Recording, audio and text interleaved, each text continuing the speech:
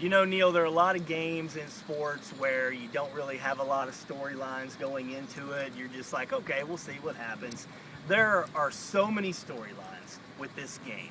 Penn State, Ohio State, the rivalry. Urban Meyer, Bill O'Brien, first-year coaches at storied programs. Matt McGloin, Braxton Miller. Who's the best quarterback in the Big Ten? And who would have thought we'd have said that? Who's the team's or the Big Ten's best quarterback all around? Which team is the best team in the Big Ten?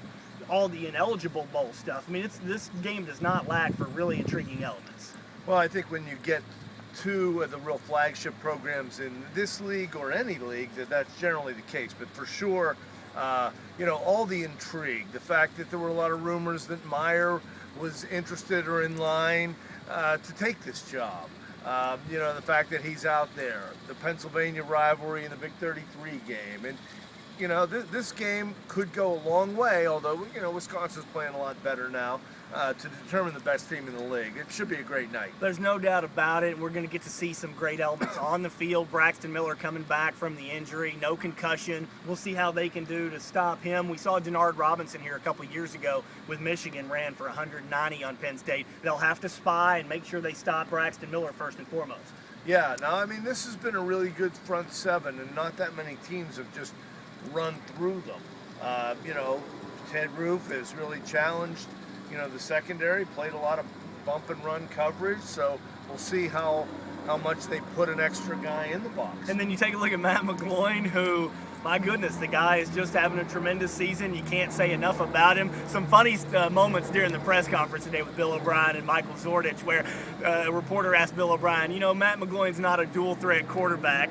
And O'Brien stops and says, what are you talking about? Right. And then Zordich was told that earlier, and Zordich is like, well, that's debatable about McGloin being a dual-threat quarterback. And so, good stuff, though, but Matt McGloin has complete control of this offense, the NASCAR offense. I mean, the kid is playing so well.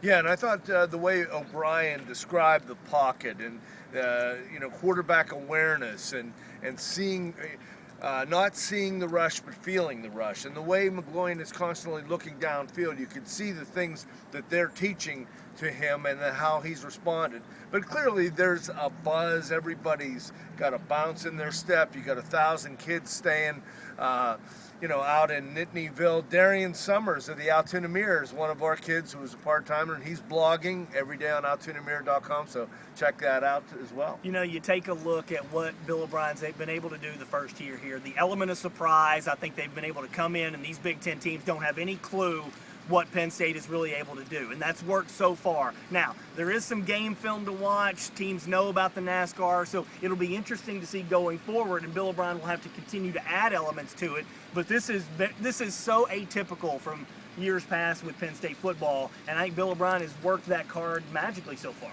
Yeah, and here's a guy that is really a tremendous game planner and play caller. And I thought maybe last week with the open date in front of Iowa that you'd see sort of a trick play. Now, they didn't need it, but I would be really surprised if you didn't see some kind of trickery this week in a game where they might need it. And what's great is they haven't needed it. They're rolling up 30-plus on these teams, and they don't need trick plays. This is their base offense that they're running. It's what we've all really kind of hoped for with that new era of Penn State football over the last handful of years, that we would see something like this. It's definitely come true, and now, but Ohio State has Urban Meyer. They're doing a lot of things differently with Braxton Miller and the schemes that they have, but Ohio State doesn't have a strong defense, Neil, so what are they going to do to stop that NASCAR offense? Yeah, I think, these teams have all seen it, but playing against it is a different story, because, they're not really surprised. The fact that I think there's a conditioning factor. These defenses are on the field for 99 and 100 plays. So, and they can't situationally substitute. So I think that's really worked to Penn State's advantage, and we'll see what Urban Meyer, has stored up. Teams had scored a lot against Florida as well. Maybe the NCAA thought they could kill Penn State football in some ways. Maybe that was what Mark Emmert was thinking. We're going to see Saturday a phenomenal atmosphere here. We're seeing tremendous heart and character by these kids. And you just can't say enough, Neil, about the ability to overcome adversity that the players on this team, that O'Brien has done, really under insurmounting circumstances. Whatever the NCAA's goals were with these sanctions, Penn State has met the challenge and surpassed it this season. Yeah, and you know, one of the things you could all see, that they're having fun in the program, and it really should be about, you know, it's a game, it should be fun, and I think all these kids are responding to it, especially on offense. I mean, the Penn State defense has been very well rested, and B, so many kids on offense. Here's Zordich. He carried the ball a dozen times last week. You know, guys are getting opportunities, all these tight ends. So, you know, when you have 100 plays, there's a lot of touches. There may only be one football, but there's a lot of plays. I'm going to do my pick first, break a routine, because a week and a half ago I would have picked Ohio State in this game. But I saw Ohio State barely beat Indiana. That's not a good Indiana team. They lost to Navy. I watched that Ohio State-Purdue game.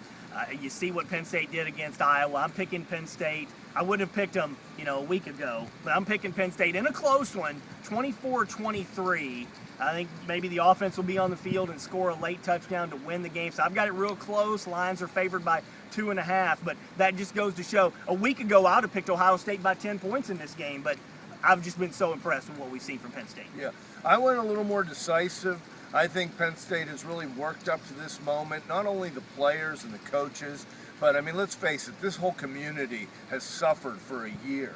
And there haven't been many opportunities like this where, I mean, I'd be surprised if they didn't get the 108 this week. You know, generally the attendance have been 98 or less. So I think you're going to see a lot of emotion in the stands, and I think the players are going to feed off that. I see Penn State 30, Ohio State 17. Very exciting time going into this game. Penn State is 6-1 against the point spread, and they are favored. So the gamblers out in Vegas really don't know. The bookies, at least, don't really have an idea what to expect from Penn State, and that's what's amazing. And if you look at that, you know, they have beaten the point spread by a collective about 100 points. I mean, you know, you're taking games that are determined to be a toss-up, pick-em game, then they won those games by 30 points. So Penn State's made a lot of money for some people in Vegas. Amazing to watch, and I'll echo your sentiments from your column in the Mirror on Sunday. It's not your father's Penn State. This is a completely different program than we've really seen. So, all right, for Neil Rudel, I'm Cory Geiger, Tim Shane doing the video. Thanks so much for tuning in.